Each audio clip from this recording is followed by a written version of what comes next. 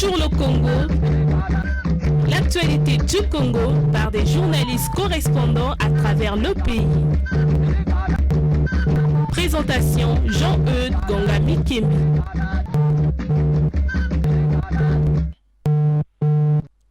Bonjour à tous, nous sommes très heureux de vous retrouver dans ce Bonjour le Congo de ce vendredi 20 avril 2018.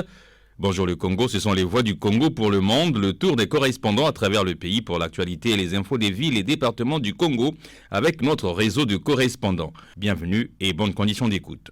Ceux qui n'ont jamais cru à la manne céleste ont fini par y croire dans le district d'Epena, dans le département de la Likwala, ou dans un village, eh bien les habitants ramassent allègrement, sans effort, dans la rivière Likwala aux herbes des poissons qui meurent pour une raison non encore élucidée. Les détails tout à l'heure avec Serge Botonga, notre correspondant. À l'OTT, c'est la paix et des actes c'est des actes et des messages pour la paix. Une descente de sensibilisation sur le retour de la paix dans le département du Poul a été entreprise par la commission mixte paritaire chargée de la mise en œuvre du processus de paix dans le département du Poul, nous dira tout à l'heure Jimmy Bitemo Mwanza. Nous irons dans le département du Poul où les jeunes filles et garçons de Kinkala ont été sensibilisés sur le VIH-Sida, les infections sexuellement transmissibles et les grossesses précoces et non désirées. Objectif, les emmener à une prise de conscience et à un comportement responsable. Nous serons tout à l'heure en ligne avec Souverain de Bitoudi de la radio communautaire de Kinkala, notre correspondant. Nous ouvrons cette émission par la ville d'Imfondo dans le département de la Likwala au nord du Congo, où dans la sous-préfecture d'Epena notamment, une espèce de poisson, des serpents ou encore des grenouilles meurent, ce qui fait l'affaire en tout cas des villageois qui peuvent ainsi se servir sans fournir d'efforts dans la rivière Likwala aux herbes. Serge Botonga, bonjour. Vous suivez le dossier, alors dites-nous comment les villageois perçoivent-ils cela? Est-ce que pour eux c'est un miracle ou un phénomène plutôt source d'inquiétude? Bonjour Jean-Eudes, bonjour le Congo. Les 4 premiers mois de l'année sont marqués par un événement bizarre, un phénomène inexpliqué, inexplicable, que personne sans doute n'oubliera. En effet, depuis le 12 février, les populations riveraines de la Likwala aux herbes, dans le district d'Epena au sud-ouest d'Imfondo, notamment dans les villages Mokengi, Mabongo-Koto, Bukatola et vers Bondeko, en pleine réserve communautaire du lac Télé, on assiste à la mort des poissons dont la cause n'est pas encore élucidée. S'agit-il d'un miracle bénéfique ou d'un phénomène inquiétant? Jean-Eudes, il faut dire qu'au départ, c'est une manne tombée du ciel pour les populations qui n'ont plus à fournir d'efforts pour attraper le poisson, puisque chaque année, à des périodes pareilles, les saisons sèches, sous l'effet du changement de température de l'eau, les poissons ne supportent plus le fond de la rivière et surnagent, puis avec des paniers et des épousettes, on ne fait que les ramasser. C'est bien après que ce phénomène est devenu inquiétant par sa durée d'abord, plus de 2 mois au lieu de 3 jours comme d'habitude. Ensuite, par le type de poisson qui meurt, spécialement la lotte, connue localement par Mongousou Untinga, et dont le nom scientifique est Paracana obscura. Enfin, plus inquiétant encore, c'est qu'on enregistre également la mort des serpents et des grenouilles. Serge, dites-nous, à l'heure actuelle, est-ce qu'il y a quelques tentatives d'explication à ce phénomène?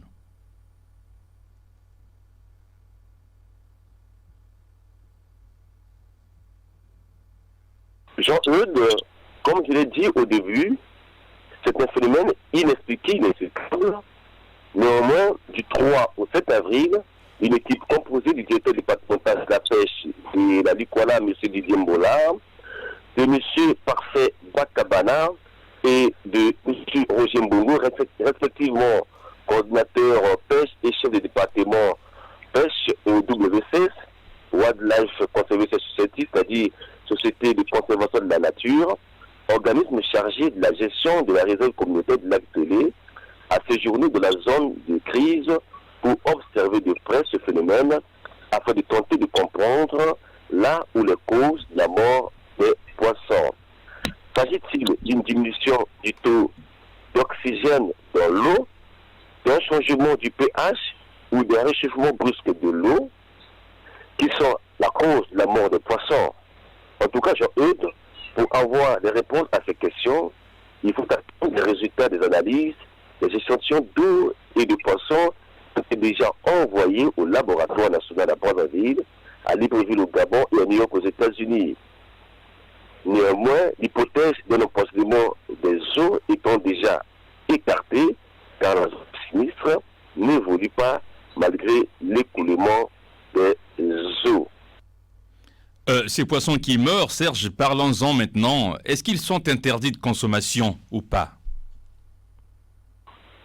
En attendant les résultats des analyses des échantillons d'eau et de poissons, qui nous différents sur les causes de ces décès, les ichtyologues, c'est-à-dire ceux qui étudient les poissons à la WCS et la direction départementale de la pêche, recommandent aux populations de s'abstenir de manger ces proies faciles, même si jusqu'à ce jour, on n'a pas encore décelé l'anomalie chez les consommateurs de ces cadavres de poissons.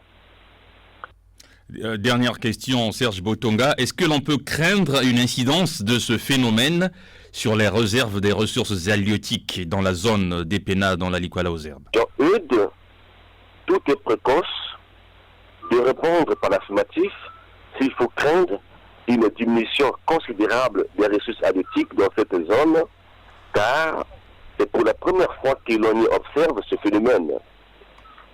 Puis, en dehors du Paracana obscura, il n'y a pas une autre espèce de poisson qui meurt. C'est donc un phénomène qu'il faut continuer à observer. Pour terminer, Jean-Eudes, permet que nous puissions dire à nos éditeurs comment se manifeste la mort de ces poissons. Eh bien, s'il était, on constate comme si le poisson était poursuivi par quelques dangers dans l'eau, il sort de l'eau avec une vélocité surprenante pour retomber 3 à 4 mètres plus loin sur la berge ou dans l'eau, directement mort sans lésions sur le corps. Ce phénomène interpelle tout le monde, les sachants, les organismes spécialisés et surtout le gouvernement du Congo pour qu'une ichtyologie, c'est-à-dire une science sérieuse de poissons, soit menée afin de comprendre et de prévenir la répétition ou l'extension de ce phénomène dans d'autres zones.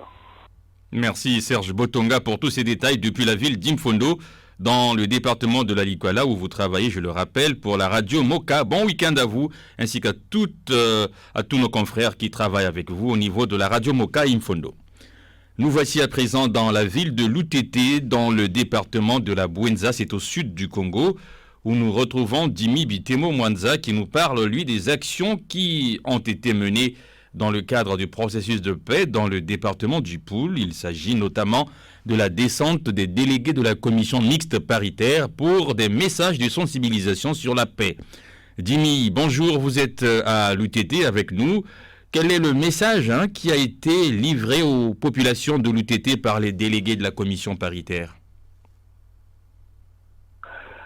Bonjour Jean-Eudes, bonjour le Congo, bonjour chers auditeurs.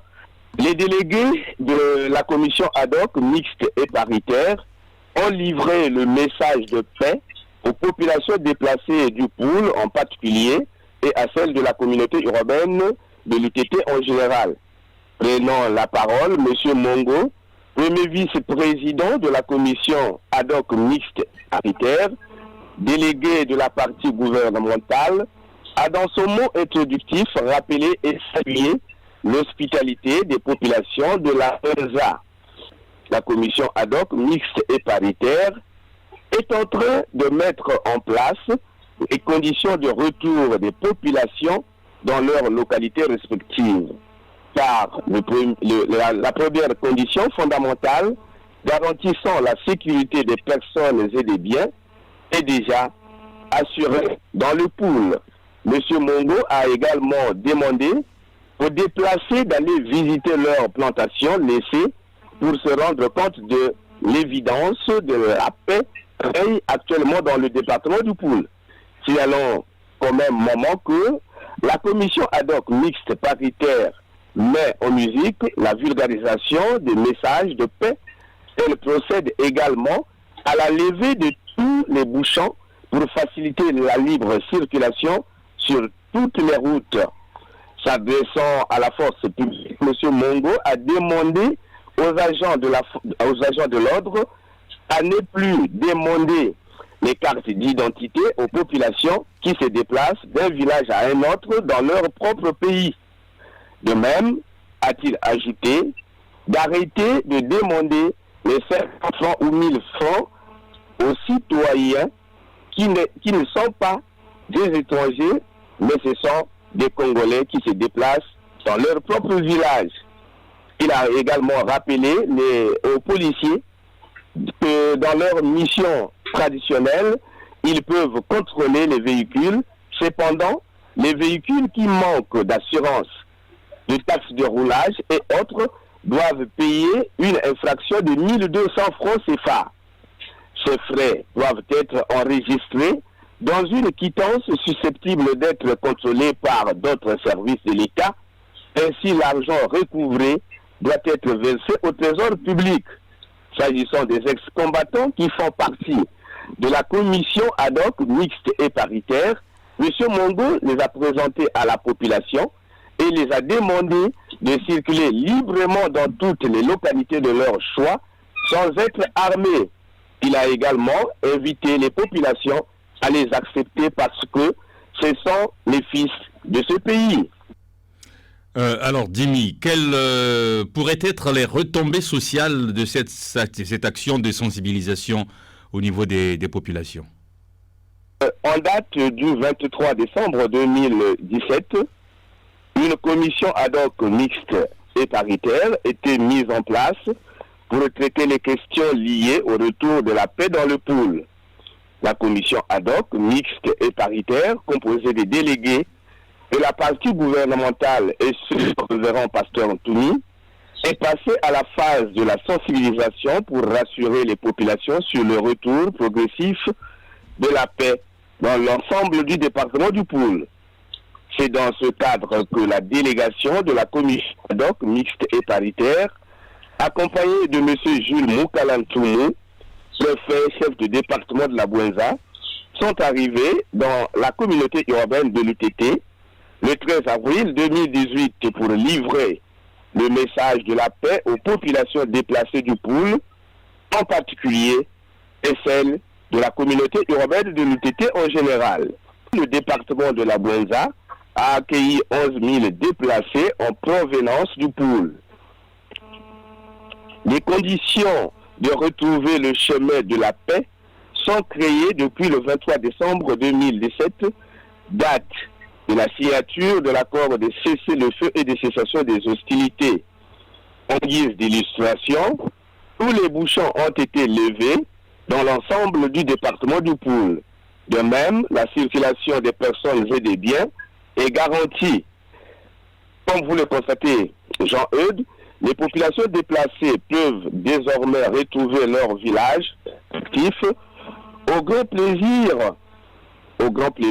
de mener librement les différentes activités agricoles, maraîchères et surtout relancer leur cheptel qui constitue une véritable source de revenus économiques.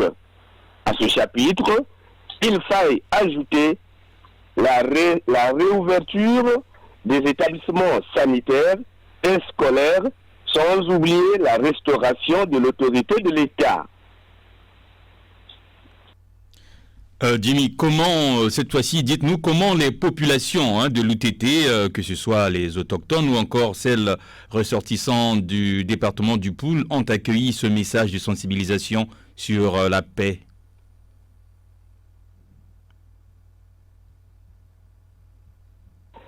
Ce message a été accueilli avec beaucoup d'enthousiasme au sein de la population venue très nombreuse à la place de la République de l'UTT, car tous les citoyens ont besoin de la paix pour leur épanouissement moral et physique. C'est donc un symbole fort qui rassure les esprits qui étaient déjà dominés par l'incertitude et le désespoir. C'était à l'instant la voix de Jimmy Bitemo Mwanza, notre correspondant dans la ville de Loutete, dans le département de la Bouenza, journaliste à Radio Rurale de la ville. Merci Jimmy, bon week-end et à très bientôt. Nous prenons à présent la direction de la ville de Kinkala, dans le département du Poul, où nous sommes avec Souverain de Bitodi. Souverain, bonjour. Vous nous parlez de cette sensibilisation sur le VIH-Sida, les infections sexuellement transmissibles, ainsi que les grossesses précoces et non désirées qui a été organisée. Est-ce que l'on peut dire que la ville de Kinkala est une cible particulière pour ce genre d'action de sensibilisation? Bonjour Jean-Eudes, bonjour les auditeurs de l'émission Bonjour le Congo. Oui Jean-Eudes, vous êtes sans ignorer qu'il y a 3 signes essentiels qui montrent qu'une localité est en danger face à la pandémie du VIH-Sida. Premièrement, lorsqu'on constate plusieurs grossesses non désirées dans la localité. Deuxièmement, lorsque les points de vente des préservatifs ne sont plus fréquentés et que le préservatif n'est plus acheté. Troisièmement, lorsque dans les centres de santé intégrés, on enregistre beaucoup de cas d'infections sexuellement transmissibles. Alors, dans ce cas-là, on peut donc dire, ceci étant constaté à Kinkala, vraiment les Kinkalois et Kinkalouaises sont donc prêts à être sensibilisés. Donc Kinkala est la cible vraiment particulière de ce genre de sensibilisation. Qui est l'organisateur de cette action de sensibilisation, Souverain, et quel a été le niveau de participation des jeunes filles et garçons de Kinkala à cette réunion? Cette activité a été organisée par le Centre des femmes et des filles de Madiba, sous la supervision de M. Vivien Ganga, permanent du centre. Séance de sensibilisation animée par M. Prince Bamanika, prestataire en communication sociale de l'ONG modèle à suivre de Kinkala. Jean-Eudes, concernant donc le niveau de participation, en tout cas les filles de Kinkala ont répondu massivement à l'appel. Était attendu 25, dont 15 filles et 10 garçons, et tous ont répondu présents à l'appel. Il faut rappeler, Jean-Eudes, que ces séances vont se dérouler chaque semaine afin de couvrir un nombre important de jeunes. Quels sont les chiffres, parlons du VIH, SIDA, quels sont les chiffres concernant le taux de prévalence à Kinkala? Est-ce qu'il y a des chiffres? Pour ce qui concerne les chiffres, Jean-Eudes, d'après une enquête réalisée avant 2010, la séroprévalence, principal indicateur pour juger les populations, donc la vulnérabilité des populations, était à 1,7, ce qui revient à dire que sur 100 personnes, 2 personnes sont atteintes du VIH. C'est très grave pour une ville comme Kinkala. Car si vous êtes déjà à 1, il faut redoubler d'efforts dans la lutte contre le VIH-Sida. Dernière question, Souverain, est-ce que les jeunes filles de Kinkala sont particulièrement vulnérables au VIH-Sida? Si oui, pourquoi? Oui, les filles de Kinkala, en tout cas, sont particulièrement vulnérables au VIH-Sida. Si déjà on remarque les grossesses non désirées chez les jeunes filles, même les adolescents et les élèves dans les écoles, si la plupart des filles qui partent faire des PV ont une IST selon le sondage, cela revient à dire que les gens n'utilisent plus le préservatif. Et puis, après l'arrêt des activités des unités de lutte contre le sida et l'absence de sensibilisation, les jeunes se sont livrés au comportement et pratiques à risque. Aussi, il faut noter la situation actuelle de notre département. Vous savez, quand il y a des événements, les filles sont toujours exposées. En tout cas, tout compte fait, Jean-Eudes, le CNLS, Conseil national de lutte contre le sida, qui a repris ses activités, devrait en principe reprendre ce genre de sensibilisation dans le département, afin que les populations en général et les jeunes en particulier soient à l'abri non seulement des IST, des grossesses indésirées, mais aussi et surtout du VIH-Sida. Merci Souverain de Bitodi pour votre intervention depuis la ville de Kinkala où vous travaillez, je le rappelle, pour le compte de la radio communautaire de Kinkala. Ainsi s'achève ce tour des correspondants à travers le Congo. Réalisation technique de ce Bonjour le Congo Dubran Brunel. Assistante de production Fernancia Ntsangata. Webmaster Poncien Kaya Goma. Une émission à réécouter en podcast sur notre site internet groupecongomedia.com, média avec un S, dans la rubrique productions audiovisuelles, ou en cliquant sur l'onglet Bonjour le Congo à la page d'accueil du site. Retrouvez nos radios partenaires diffuseurs sur la page Facebook de l'émission Bonjour le Congo, un numéro de téléphone pour nous contacter, le 06 512 54 97 précédé du 00 242 pour ceux qui sont à l'étranger. Une adresse mail bonjourlecongo@gmail.com. Merci à vous qui nous écoutez sur l'ensemble des radios partenaires à travers le Congo. Au revoir et à très bientôt. C'était Bonjour le Congo. L'actualité du Congo par des journalistes correspondants à travers le pays. Présentation Jean-Eudes Gongami Kembi.